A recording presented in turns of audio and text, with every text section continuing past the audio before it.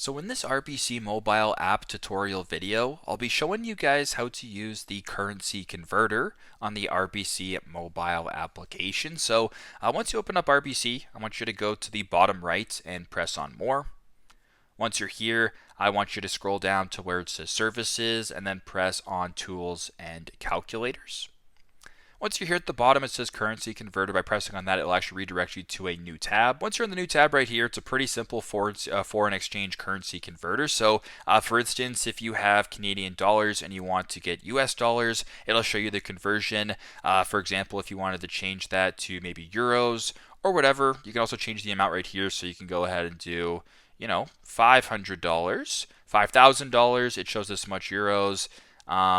British pound. What else does it do? Whole bunch of different currencies you can go ahead and do. You can also change it right here, go from pounds to dollars, whatever the case may be. You can go ahead and play with it for yourself. But yeah, pretty straightforward, pretty simple. This is how you guys can use the currency exchange converter on the RBC mobile application. Thanks again for watching, and I hope this video helps.